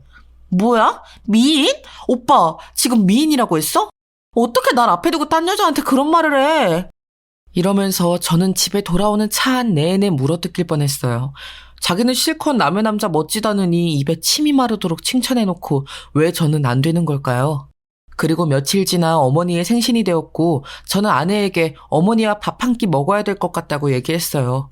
며느리가 차려준 밥을 먹고 싶어하는 어머니께 그건 무리라고 나름의 설득을 해서 그냥 간단히 우리 집에서 시켜 먹기로 했는데요. 아내는 그것도 싫었는지 계속 볼멘 소리를 하는 거예요. 그냥 밖에서 한 끼 먹으면 되는 거 아니야? 밥이 뭐가 그렇게 중요해 진짜? 어머니 어제도 전화해서 내 밥 못 얻어먹는 거 너무 서운하다시는데 솔직히 나 진짜 너무 짜증난다 오빠. 뭐? 짜증이 난다고? 여기서 도화선에 불이 붙어 우리는 결국 또 엄청나게 싸우게 되었고요. 아내는 조금도 꺾이고 맞추는 것 없이 그대로 자기 골프 간다고 나가버렸어요. 정말 나랑 너무 안 맞는 것 같다면서. 생각 좀 해보잖아요? 이런 얘기까지 들으니 앞이 깜깜해지더라고요. 근데 이런 우리 둘의 사이를 생각 좀 하길 바라는 건 아내뿐만이 아니었어요. 저희 어머니도 동일한 생각이시더군요. 나 앞만 봐도 걔 진짜 별로야. 언제는 나보고 뭐 몸이 안 좋아서 운동을 다닌다며. 근데 그 스크린이야 뭐시기야 골프? 그런 거 한다고 애도 없는 여자가 자꾸 밖으로 나돌면 바람나고도 남어. 정민이 너 순진하게 자꾸 네 마누라 말 다 들어주고 그러지 마. 저거 애 가질 생각은 눈꽃만 티도 없고 시애미한테도 박박 대들고 돈만 쳤으면서 있는 거 보니까 네 등골 빼먹으려고 결혼한 거야. 이 말을 듣고 나서 참 마음이 착잡해지더라고요. 워낙에 극단적으로 걱정이 많으시고 노파심이 있으신 어머니시지만 평소였으면 저도 걸러들었을 거예요. 그런데 나조차도 마음에 걸리고 찝찝하고 개운치 않은 게 너무 많으니까 넘길 수가 없더라고요. 아내는 저보고 생각 좀 하고 시간을 갖자고 하더니 안 그래도 잘 안 하던 집안일을 거의 손 놓아버리다시피 하더라고요. 제가 퇴근했을 때 집에 없고 나가버렸고 저녁 시간 맞춰서 나갔는지 안방에서는 향수 냄새가 진동을 했어요. 그리고 밤중에 집에 들어오는 소리가 부스럭거리면서 나고 이쯤에서부터 우리는 각방을 쓰게 되었거든요. 아내는 안방을 차지하고 있었고 저는 이불을 끌고 나와 밖에서 잤었어요. 이런 상황이 계속되자 지쳐버린 저는 너무 착잡해서 회사 동료에게 상담을 했답니다. 물론 제 일이 아닌 척, 남 얘기인 척 말이에요. 이 친구는 이혼한 지 얼마 안 됐고 꽤 결혼에 대해서 비판적이긴 했어요. 그런데 말을 듣고 나니 저도 좀 불안해지는 거예요. 좀 말이 심하게 들릴 수도 있지만 내가 볼 땐 안 좋은 쪽으로 이거 아니면 저거야. 네 지인이라는 그 집 부부 말이야. 그 아내란 사람 본인 남편 카드도 생활비도 치사해서 안 받겠다고 그랬다며? 그러면서 맨날 나가서 돈은 펑펑 쓴다? 돈벌이 안 하는 여자가 말이야? 그럼 100%지 뭐. 아가씨인 척하면서 술집에서 일을 하고 그렇게 돈을 벌고 있거나 아니면 물주 잡아서 연애질하고 있던가 둘 중 하나야. 가정 있는 여자가 밤마다 나가서 새벽같이 들어오고 돈 나올 구멍이 없어 보이는데 그렇게 돈 쓰고 다니고 쇼핑질하면 뻔한 거 아니야? 내가 볼 때 슬프지만 후자 쪽이 맞을 것 같다. 아마 남자가 이미 있을 것 같은데?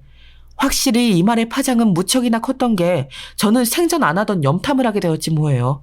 아무리 싸워도 집에는 붙어있던 아내였는데 지친다면서 저랑 마주치는 동선은 아예 피해버리고 있으니까요. 전화해도 안 받고 카톡도 다 무시하고 그렇게 저랑 안 마주치게만 다니는 거예요. 그래서 생전 관심도 없었던 아내의 SNS를 들여다보게 되었어요. 아내 역시 제가 그걸 안 볼 거라고 생각했는지 요 근래의 화려한 활동들이 거기 안에 다 들어가 있더라고요. 무슨 카페며 지방이며 어디로 그렇게 신나게 돌아다니고 있었고요. 밤에도 무슨 교회로 나가서 경치를 보러 다니고 있더군요. 말로는 친구들이랑 있다고 적어놨던데 잘 모르겠어요. 그러면서 여전히 그 스크린 골프는 하고 있는지 단체 사진도 찍어서 올려뒀던데 부부 동반으로 만난 그 창술한 남자와 몇몇의 남자들, 이름 모를 여자들이 있더군요. 그 집 아내 사진이 같이 나오기도 하고 없기도 하고 그러다가 실제 골프장에 갔던 사진들까지 있는 걸 보니 아주 그쪽에서 모임을 확장한 게 느껴졌어요. 헌데 좀 쎄했던 게 아내가 남편인 저에게 받은 거라면서 선물 사진을 올린 게 있더라고요. 명품백, 쇼핑백과 꽃이었는데 제가 이런 걸 출근해 줄 일이 뭐가 있었겠어요. 어머니 생신 갖고 엄청 싸우고 생각할 시간을 갖자며 차단당했는데요. 여기서부터 너무 미심쩍고 별로인데 그 와중에 계속 그 스크린 골프 사람들이랑 단체로 다닌 사진들이 있더라고요. 대놓고 창수 오빠네 어쩌고 적어놓고 그중 가장 껄떡지근했던 게시물은 바로 이거였어요. 웬 검은 사진 하나만 띄워두고 되게 의미심장하게 적어놨더라고요. 의심 많은 건 여자나 남자나 딱 질색이다. 그렇게 자기 배우자를 못 믿나? 아니다. 자기가 매력이 없어서겠지. 이런 인간들은 정말 최악이다. 결혼을 하면 안 돼. 그러면서 누군가 댓글을 달아선 무슨 일이라고 하니 아내는 별일 아니라고만 달아놨더라고요. 여기까지 보고 난 저는 정말 한숨이 푹푹 꺼지도록 나오더군요. 아내랑 거의 집만 한 곳을 사용할 뿐 별거나 마찬가지인 상황을 일방적으로 당했고 저 없는 곳에서 아내는 의문스러운 행보를 하고 있으니까요. 그런데 딱 하루 지났을 거예요, 아마. 하루 지난 그날 저녁 절대로 저랑 왕래가 없을 만한 사람에게 연락이 온 거였어요. 바로 아내의 스크린 골프 모임에서 만난 그 창수 부부, 그의 아내인 예진 씨였어요. 다 같이 단톡방으로 짧게 얘기했던 적이 있어서 제 연락처가 있었더군요. 안녕하세요, 정민 씨. 저기 잠깐 드리고 싶은 얘기가 있어요. 시간 좀 내주실 수 있나요? 이렇게 말을 하고 1시간 만에 우리 집 앞으로 달려온 예진 씨는 기다리는 동안 초조했던 저에게 최악의 소식을 알려주었어요. 저기요, 저희 남편 창수 씨요. 이 사람 영주랑 바람 피우는 것 같아요. 모르셨죠? 저는 요 얼마간의 일로 혹시나 하는 의심을 하곤 있었지만 그쪽으로 완전히 생각이 흘러가진 않았었어요. 그러니 저에겐 너무나 듣기 싫고 갑작스러운 내용이었죠. 아니, 그게 무슨 생각으로 그런 말씀을 하시는 건가요? 증거라도 있으신 거예요? 이때 한숨을 푹 쉬면서 생기 없어 보이는 표정이던 예진 씨의 말은 정말 기가 막혔어요. 정민 씨는 어떠신지 모르겠지만 저는 간간히 남편 핸드폰을 봤는데요. 둘이 만나는 거 맞아요. 그런데 얼마 전부터 눈치를 챈 건지 핸드폰을 잠궈놨어요. 그래서 전 더 집요하게 뒤져보았고요. 이 말을 들으니 예전에 아내가 예진 씨가 집착이 있고 의심이 심하다고 했던 게 생각났어요. 그런데 여지껏의 상황을 보면 저 역시도 우리 아내의 오지랖이 있다고 느꼈기에 예진 씨가 신경 쓸만 해 보이더군요. 이후로는 예상대로의 얘기가 흘러나왔답니다. 솔직히요, 저희 부부 진짜 많이 싸웠어요. 영주 때문에요. 엄연히 스크린 골프장에서 만나서 친해진 건 저였는데 자꾸 우리 부부랑 같이 밥 먹고 셋이서 시간을 보내려고 하더라고요. 하다 제가 신경이 쓰이고 예민해져서 남편분도 데리고 나오라고 했던 거예요. 얘도 제가 견제하는 걸 느꼈는지 그 뒤로 정민 씨를 데리고 나왔더군요. 제가 기가 막혔던 건 지 남편이 옆에 있는데도 남의 남편한테 대놓고 끼를 부렸다는 거예요. 저도 알만한 그림이 머릿속에 그려지면서 무척 복잡한 기분이 되었어요. 근데 그 집은 우리보다 훨씬 더 큰일이 났더군요. 이혼하재요, 이 사람. 너무 웃기지 않아요? 대뜸 저보고 이혼하자고 하더라고요. 영주가 끼부리는 거 다 받아주고 앞에서 둘이서 너무 쿵짝이 맞길래 제가 뭐라고 했더니 저를 쳐내려고 하는 거 있죠. 남자가 이혼하자는 말을 저렇게 강단 있게 하려면 옆에 새 여자가 있어야 가능한 거예요. 그리고 이미 증거도 저에게 다 있고요. 증거가 있다고요? 아마도 당연히 증거가 있으니 저런 말을 하는 걸 텐데 저는 제 아내와 그 창수라는 놈 사이에 증거라고 부를 만한 일이 있다는 것을 받아들이기 힘들었어요. 하지만 정말 자비 없이 예진 씨는 자기가 확인하고 발견한 것들을 다 늘어놓으시더군요. 사실 그렇게 하는 게 맞고요. 밤에 휘리릭 나가버려서 안 들어오고요. 생활비도 안 주더라고요. 그 인간 우리 고모네 회사에서 일하는데 약간 외근도 많고 업무가 자유롭긴 해요. 뭐가 그렇게 자신이 넘치는지 회사도 곧 옮길 거란 식으로 말을 하고 새 옷을 사고 향수 냄새 펄펄 풍겨가며 누가 봐도 새로 연애하는 사람 같더라고요. 저 정말 하다 못해서 블랙박스를 새벽에 따봤어요. 그런데 여기서 저는 침이 꿀꺽 넘어갔어요. 이 뒤로 할 얘기를 너무 듣고 싶으면서도 동시에 듣기 겁났었거든요. 세상은 왜 나쁜 예감만 잘 맞아떨어지는 걸까요? 블랙박스를 따보니 거기에서 영주 목소리가 들리더라고요. 제 자리인 조수석에 앉아 우리 남편한테 오빠 거리면서 말이에요. 제 심정이 어땠을 것 같으세요? 정민 씨도 지금 충격이신 거 알겠는데 저도 사람인지라 제 입장밖에 생각을 못하겠어요. 저 정말 그때 딱 죽고 싶었어요. 어떤 심정인지 정민 씨는 너무너무 잘 알아주실 거 아니에요. 정말 멈출 수 없는 데까지 와버렸고 들을 걸 들어버렸다는 생각이 들었어요. 일종의 허무감마저 들더라고요. 그런데 뒷얘기를 들어보니 저보다 예진 씨의 분노가 더 골이 깊고 뼈에 사무쳐 있다는 게 느껴졌어요. 영주가요. 제 남편 차에 타서 제 자리인 조수석에 타서 쫑알쫑알 뭐라고 했는지 아세요? 오빠는 왜 예진 언니랑 결혼했냐? 너무 아쉽다. 왜 이렇게 빨리 결혼했냐는 이따위 말들을 하는 거예요. 그 쓰레기 같은 게. 처음 와서 아무것도 모르는 눈으로 헤매길래 밥 사주고 커피 사 먹이고 자세 잡아주게 강사랑 같이 도와주고 했던 내 마음을 완전히 짓밟고 그걸 디딤돌로 삼아 제 머리 꼭대기에서 놀고 있더라고요. 저 살다 그런 쓰레기 같은 애는 처음 봐요. 어떻게 자기랑 친하게 지낸 언니 남편을 넘봐요? 그러면서 웃긴 건요. 정민 씨 충격받지 마세요. 자긴 자기 남편이 질린다고 하더라고요. 곧장 바로 창수 오빠 사랑해. 오빠랑 결혼해야겠어 이러면서 말이죠. 전 대체 요 근래 저한테 무슨 일이 생기고 있는 건지 왜 이렇게 연달아 두드려 맞아야 하는 건지 납득이 안 갔어요. 왜 그래야 되는 걸까요? 그냥 결혼이라는 걸 해버린 자체가 큰 죄였던 걸까요? 진짜 너무 기가 막히고 온몸에서 벌레가 기어가는 듯 간지럽고 정신이 사납더라고요. 그리고 어지간히 저한테 열등감 있더라고요, 주제. 진짜 별 미친 걸 다 봤어요. 제 남편한테 예진 언니 가방 탐난다고 똑같은 거 사달라. 아니, 더 최신으로 사달라고 졸라댔더라고요. 그걸 또 제 남편이란 인간은 그걸 꾸역꾸역 사주고 앉았고요. 제가 본 것도 아니고 제 친구들이 백화점에서 영주 그년이랑 제 남편을 봤대요. 저 창피해서 어떻게 살아요, 이제? 친구들도 알 정도면 둘이 얼마나 활개를 치고 방정을 떨며 대낮에 돌아다닌 거냐고요. 여기까지 들은 저는 얼핏 정신을 차려보니 눈가가 다 얼얼하더라고요.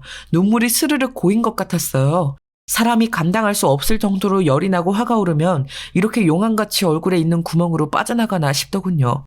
숨을 계속 몰아쉬는 저에게 예진 씨는 최종적으로 쐐기를 받더라고요. 이것 때문에 찾아온 것이었고요. 어떻게 하시겠어요, 정민 씨? 얘네들 그냥 선물만 주고받고 하는 그런 애기들 연애하는 거 아닌 건 아시죠? 아직 그쪽까진 상상을 안 하시려는 것 같은데 이제 그만 받아들이셔야 돼요. 얘네들 갈 때까지 갔어요. 한두 번 간 것도 아니고요. 요 몇 달 사이 만나기만 하면 모텔, 호텔을 들락거렸더라고요. 그리고 이 주소, 이거 정민 씨 댁 주소 아닌가요? 그런 것 같던데. 예진 씨가 저에게 보여준 핸드폰 속 화면 사진은 포털 사이트의 이동 경로를 담아낸 이미지였어요. 그런데 거기에 우리 집 주소가 찍혀 있더라고요. 이거 이동한 내역 보니까 일반 가정집인데 저 둘이 그렇게 죽고 못 살고 호텔이면 모텔을 다니면서 왜 이런 데 갔나 했어요. 생각해보니 전에 영주가 자기네 집 땡땡동네에 산다고 했었거든요. 그때 아마 집에 없으셨겠죠? 어디 가셨었나요? 그 말을 듣고 어지러운 머릿속을 되감아 보니 제가 지방 출장 간다고 3일 정도 비웠을 때였어요. 외롭게 캐리어를 싼 다음 그래도 아내에게 출장 다녀온다고 카톡을 남겼지만 읽고 대답도 안 해줬었거든요. 제가 집을 비운 사이에 아내는 그 창술한 자식을 집에 끌어들였나 봅니다. 저는 엉망진창인 집을 저 역시도 의욕이 안 나 잘 돌아보지 않았고 원체 거실 소파에서 잔 게 좀 됐으니까 안방 쪽 사정은 뭔 일이 있는지도 몰랐죠. 완전히 아내의 영역이었으니까요. 그런데 엄연히 제가 돈 주고 사서 장가왔던 이 집에 내 많은 배려로 내준 그 안방에 아내가 창수라는 놈을 끌어들여서 재미를 봤을 생각을 하니 진짜 돌아버리겠더라고요. 머리도 돌고 눈도 도는 게 느껴졌어요. 이런 저에게 예진 씨는 이제 결론을 내야겠다는 듯이 입을 열더군요. 불행 중 다행이라고 해야 할까? 저에게 증거라는 건 충분히 있어요. 보아하니 정민 씨는 딱히 그런 게 없으신 것 같은데 우리 둘 다 피해자이긴 하니 필요하시다면 자료 드릴 수 있어요. 언제건 말씀하시고요. 그리고 제가 할 이야기는 저는 제가 이것들의 쓰레기 짓을 안다는 것을 더 오래 참아줄 생각이 없거든요. 정민 씨는 어떻게 하실래요? 전 답이 안 나와서 그냥 멍하니 있는 중에 여기서 예진 씨가 제대로 펀치를 날렸어요. 솔직히 좀 외람된 말씀이지만 저도 이제 안 살고 찢어질 예정이라 할 얘기 그냥 할게요. 이게 다 영주 덕이겠지만 영주가 저를 사람 취급도 안 하고 제 꼭대기에서 놀려고 하듯 창수 그 자식도 마찬가지예요. 정민 씨를 아주 우습게 보더군요. 영주가 절절한 사랑 고백을 하고 있으니 아주 사기가 충천했나 봐요. 불빵 내용을 들어보면 그 안에서 영주한테 장단 맞춰주면서 정민 씨한테 능력 없는 새끼네 뭐네 집 한 채 갖고 우리 애기를 이렇게 부려먹네 꼭 돈도 없는 새끼들이 혀가 기네 이런 식으로 말을 하더라고요.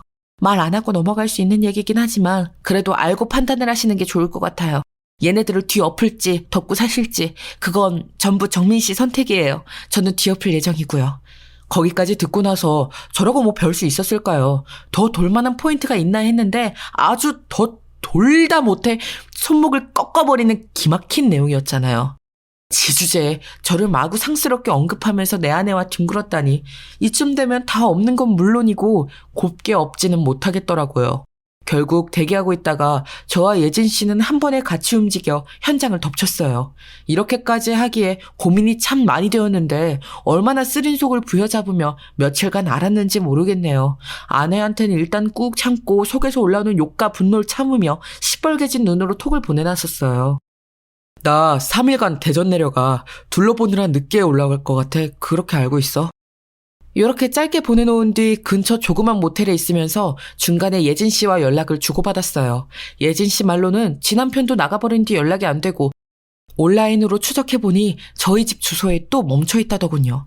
저는 예정보다 하루 일찍 출장해서 돌아온 척 예진 씨와 주차장에서 만나 둘이 엘리베이터를 타고 올라갔어요. 비밀번호를 누를 때까지만 해도 숨이 넘어갈 지경이었는데 문을 열고 나니 이 인간들은 거실에 있지는 않고 안방에 들어가 있는 것 같더군요. 현관에 남자놈 신발이 아무렇게나 벗겨져 내팽개쳐져 있었어요. 아마 예진 씨는 그걸 보자마자 자기 남편 신발인지 알아채서 그런지 숨을 크게 들이쉬며 눈을 질끈 감더라고요. 그간 현장을 직접 본 적은 없었을 텐데 이제부터 정말 먹 같은 꼴을 눈에 담아야 하니 겁이 났었던 것 같아요. 외려 제가 좀 더 담대해진 것 같더군요. 얘기를 건너들을 때는 머릿속으로 온갖 상상이 되어 죽을 맛이었는데 현실과 맞닿으니 멋모를 힘이 솟아올랐어요. 이것들 진짜 적당히 봐주진 않겠다는 생각이 들었답니다. 어깨를 바들바들 떨어대는 예진 씨에게 진정하라고 하면서 거실 쪽을 보니 이미 테이블 위에는 맥주가 굴러다니고 있고 술 냄새가 진동하더라고요. 먹다 남은 시뻘건 닭발이 아무렇게나 놓여져 있었고 저는 그 역한 냄새를 따라 안방으로 들어갔어요. 그리고 나서 여기에 다 쏟아내긴 좀 그렇지만 그냥 정말 불구덩이 같은 못 볼 꼴이 눈앞에서 펼쳐지고 있더라고요. 안방 문이 열려 있었음에도 이것들은 둘 다 취해서 그런지 인기척도 못 느끼고 있지 뭐예요. 저는 심호흡을 크게 한 다음 입으로 소리를 내뱉었어요. 처음엔 작게, 나중엔 아주 크게요. 창수야, 김창수! 그러자 제 말에 저를 돌아본 그 자식, 창수놈과 동시에 어설픈 눈으로 절 응시하던 아내까지 둘 다 기겁해서 눈이 찢어질 듯 커지더군요. 나와 동시에 내 뒤에 서 있는 예진 씨까지 그 얼빵한 인간들 시야에 들어왔던 거예요. 입을 벌리고 있지만 소리를 차마 못 뱉는 걸 보니 정말 조금도 상상을 못했던 장면인가 봐요. 저는 그대로 쭉 이어서 말을 했어요. 정민이 새끼 왔다 창수야. 너 어지간히 날 하찮게 불러대더라. 난 너처럼 천박하진 않아서 새끼 안 하고 이름 곱게 불러줄게. 서로 와이프도 각자 재미 본 마당에 사이좋게 지내야지 안 그래? 그러자 창수놈이 인상을 쓰면서 옷을 허겁지겁 걸치더니 저와 제 뒤에 서 있는 지 와이프 예진 씨를 노려보더군요. 그러면서 뭐라 꿍얼꿍얼거리면서 제 쪽으로 오더니 혀는 꼬부라져서 뭐 하는 거냐고 하는데 그때 저는 순간적으로 다시 제가 떠올려봐도 실감이 안 될 일을 질러버렸어요. 바로 예진 씨 어깨를 제 안쪽으로 확 잡고 끌어안은 다음 멍청한 얼굴로 서 있는 아내와 창수놈을 쳐다보며 말했죠. 창수야, 쟤는 너 가져라. 나는 이제 너의 예진이만 보고 살 거야. 쟤 말이야 돈도 없고 뭣도 없고 근본도 없어. 남자 없이 못 살아서 죽는 애야. 너나 잘 가져. 근데 듣자 하니 너도 돈 나올 구멍 하나 없는 기둥서방이었다며? 예진 씨네 처가에서 기생하면서 살았다면서 어지간히 돈 많은 오빠 노릇하느라 똥줄 탔겠다. 잘 됐어. 그지들끼리 짐승같이 잘들 살아봐라. 나는 예진 씨한테 아주 홀딱 반했어.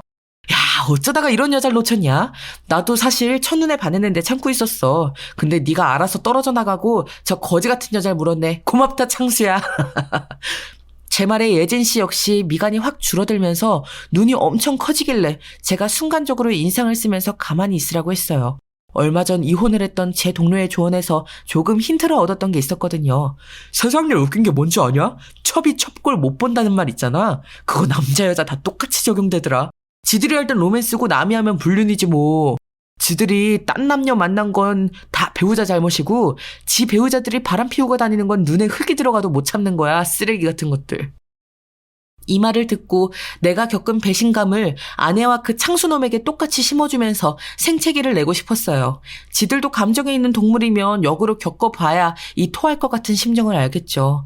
하지만 생각보다 효과는 엄청나게 화려하더군요. 아내는 역시나 예진 씨에 대한 열등감이 꽤 있었던 것 같고 그래서 더더욱 그 창수인지 영수인지한테 집착하고 지 남자로 만들어서 이기고 싶었나 봐요. 그 사이에 껴있던 저는 완전 인간도 아닌 오징어 취급을 했던 거고요.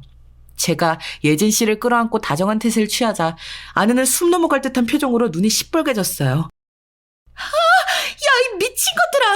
야, 이정민, 너 미쳤어? 어디 전현이랑 이리 와, 니네! 이러면서 저와 예진 씨에게 달려들길래 제가 당장 꺼지라고 호통을 질렀어요. 너 같은 거 돈도 없고 주제도 없고 뭣도 안 되는 거 받아들여줬어. 여지껏 등신같이 참고 살아줬다 너. 근데 겁도 없이 이딴 짓을 저질러? 내 집에서? 네 꼴을 봐. 너 수치스럽지 않냐? 그걸로 밖에 내쫓기면 너 어떡할래?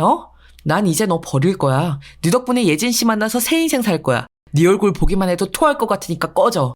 주제도 안 되는 게 몸만 쳐왔으니 몸만 쳐나가. 옷 제대로 갖춰 입고 나가고 싶으면 3초 안에 당장 튀어나가라. 경찰 부르기 전에. 그러자 아내는 박박 악을 쓰며 울어대고 저보고 불륜남이라고 소리를 질러대는데 제가 곧장 휴대폰을 들었어요. 신고하기 전에 당장 꺼져 내 집에서. 창수야 너도 당장 꺼져. 그걸로 이 대낮에 밖에 돌아다니기 싫으면 몸 좀 가리라고. 누가 신문지라도 주겠냐 니네한테? 그러자 창수놈은 숙취가 와서 죽겠는지 괴로운 얼굴을 하고는 옷을 허겁지겁 주워 입더니 니들 불륜이다 어쩌고 헛소리를 하는 거예요. 너 니네 가만 안 둬. 나 니네 고소할 거야. 신고할 거야. 해봐. 니네가 무슨 증거가 있냐? 뭐 녹음이라도 했어? 그걸로? 우리는 증거를 이따만큼 갖고 있어. 우리가 증거 미리 내버리면 끝이야. 꺼지고 이혼이나 빨리 해줘라. 둘이 제발 잘 먹고 잘 살아. 이래하여 둘은 제 시야에서 사라졌고요. 예진 씨는 충격이 꽤 컸는지 한참을 손을 달달 떨더군요.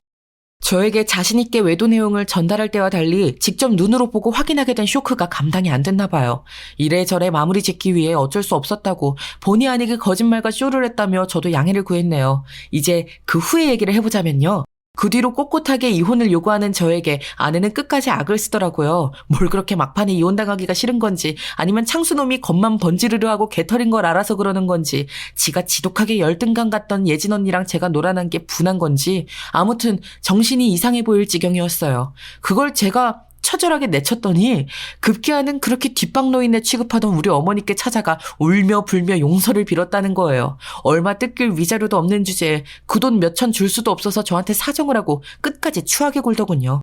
아무튼 이혼은 잘 되었고 저는 기존 제 집에서 그럭저럭 잘 살고 있어요. 그쪽 예진 씨도 이혼했다는 것만 서로 보고를 하고 그 뒤 근황은 거의 알질 못하네요. 아, 창수놈은 차 팔고 뭐 어쩌면서 위자료 주고 했다던데 거기도 황금알을 벤 거위를 놓친 셈이니 어지간히 아쉬웠나 봐요. 죽을 죄를 졌다면서 장모님께 찾아가고 했다는데 어쩜 이렇게 상간 년놈들은 뒤에서 하는 짓이 다 비슷할까요? 저는 돈 없다고 악을 써대는 아내를 윽박질러 위자료를 받아냈고 사실 그거 얼마 되지도 않지만 좀 다른 쪽으로 신경을 돌리면서 살아볼 예정이에요. 참 힘든 날들이었습니다. 그래도 좋은 날이 있을 거라고 생각하며 살아야죠. 여기까지 들어주셔서 감사합니다.